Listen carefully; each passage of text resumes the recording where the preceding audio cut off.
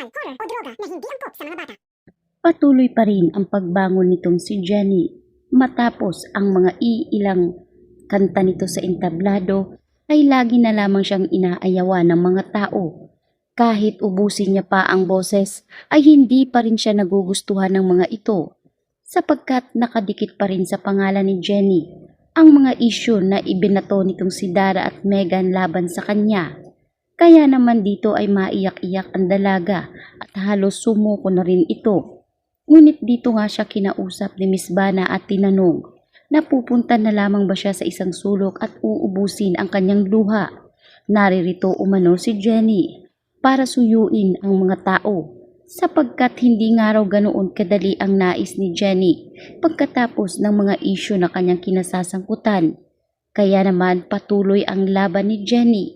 Dito nga ibinalita ni Miss Vanna na meron ngang mga malalaking agencies na nais ngang i-meeting itong si Miss Vanna at kapag nakuha nga raw iyon ni Jenny ay siguradong magsisimula na ang kanyang tagumpay.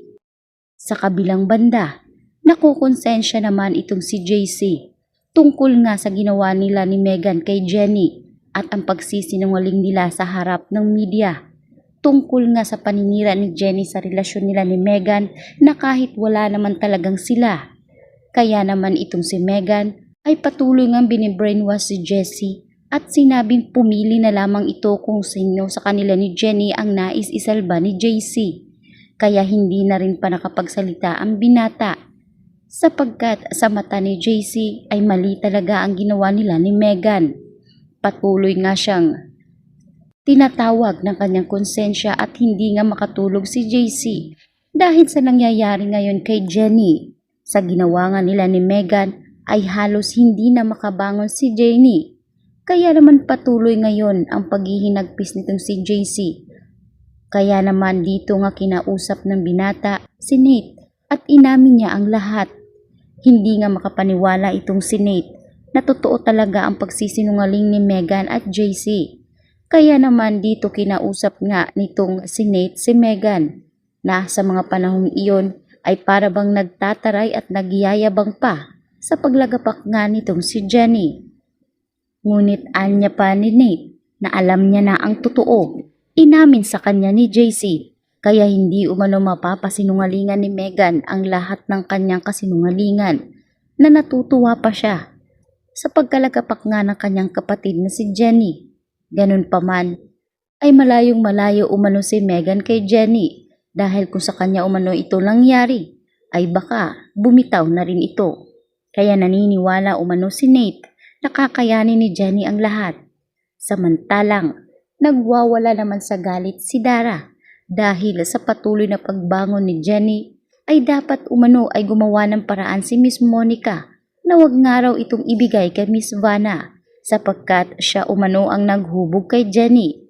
Ngunit depensa ni Miss Monica na hindi niya nahahawak pa si Jenny ngayon at kung ano man ang magiging desisyon ni Jenny ay labas na rin siya roon.